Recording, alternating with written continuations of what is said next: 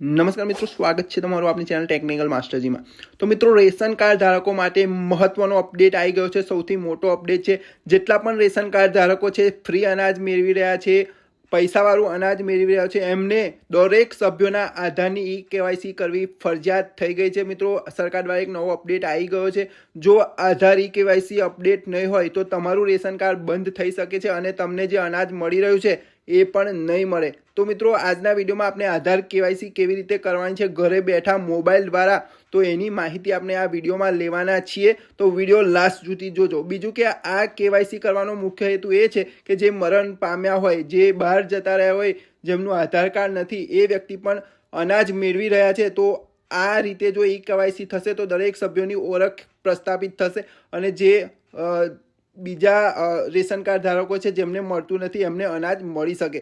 તો ચાલો મિત્રો, વિડીયોની શરૂઆત કરીએ। તો સૌથી પહેલાં તો આપણે બે એપ્લિકેશન ડાઉનલોડ કરવાની છે, માય રેશન એપ્લિકેશન અને બીજી છે આધાર ફેસ આરડી એપ્લિકેશન। આ બે એપ્લિકેશન ડાઉનલોડ કરવાની છે। માય આધાર એપ્લિકેશનમાં તમારે મોબાઈલ નંબર નાખી અને લોગિન કરી અને પિન સેટ કરી લેવાનો છે મિત્રો। ત્યારબાદ તમે તમારી માય આધાર એપ્લિકેશનમાં લોગિન થઈ જજો।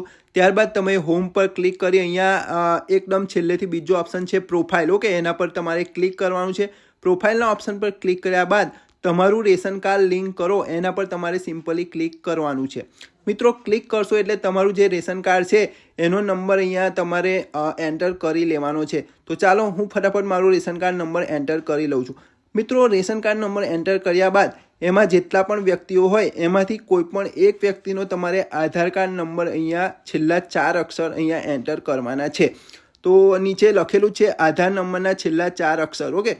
તો આપણે હું કરી રહ્યો છું, તો મારો છેલ્લા 4 અક્ષરનો અંક અહીંયા નાખી અને તમારું રેશન કાર્ડ શોધો એના પર ક્લિક કરવાનું છે, ઓકે। હવે અહીંયા તમારે સંમતિ સ્વીકારું છું એનો તમને ઓપ્શન મળી જશે, તો એના પર ક્લિક કરી અને આધાર ઓટીપી જનરેટ કરો પર ક્લિક કરવું છે। તો એના પર તમે ક્લિક કરશો એટલે જે આધાર કાર્ડમાં નંબર લિંક હશે એના ઉપર તમને તરત ઓટીપી મળી જશે।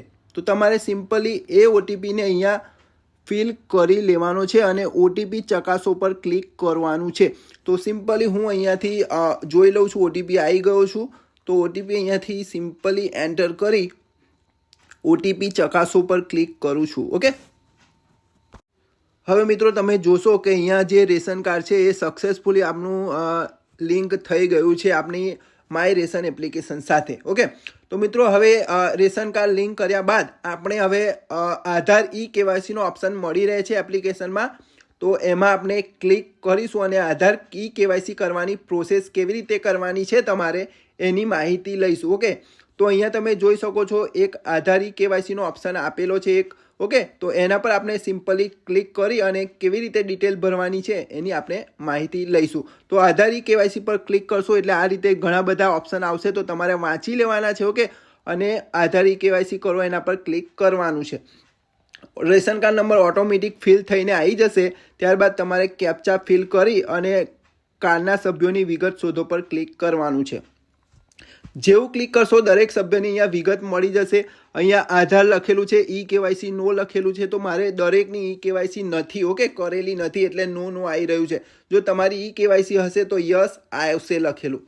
તો જેનું આપણે આધાર ઈ કેવાયસી કરવાનું હોય એનું અહીંયાથી નામ સિલેક્ટ કરવાનું છે, તો થોડું સ્ક્રોલ કરવાનું છે અને અહીંયાથી તમારે ઉપર જઈ અને જે પણ વ્યક્તિનું આધાર ઈ કેવાયસી કરવાનું હોય એનું નામ સિલેક્ટ કરી અને ડુ આધાર કેવાયસી એના પર ક્લિક કરી અહીંયા ચેક માર્ક કરવાનું છે અને જનરેટ ઓટીપી પર ક્લિક કરવાનું છે। જેવું ક્લિક કરશો એવું તમારા મોબાઈલ પર ફરી ઓટીપી આવશે અને તમારે અહીંયાથી એન્ટર કરી અને ઓટીપી ચકાસો પર ક્લિક કરી લેવાનું છે, ઓકે। તો મિત્રો, આ રીતે તમારી ફેસ એપ્લિકેશન છે, તો આ રીતે તમારે તમારું જે ફોટો છે આગળનો કેમેરો ચાલુ થઈ જશે। તો એ રીતે તમારે અહીંયા ચેક કરી લેવાનું છે, ફોનને સીધો જ પકડવાનો છે, ઓકે। આ રીતે પહેલો જે બીજો ફોટો બતાવ્યો છે એ રીતે સીધો ફોન પકડવાનો છે તમારે। ત્યારબાદ તમારે પ્રોસેસ પર ક્લિક કરી અને અલાઉ એપ્લિકેશન અલાઉ પર ક્લિક કરી લેવાનું છે, ઓકે। તો આ રીતે કેમેરો ઓપન થઈ જશે।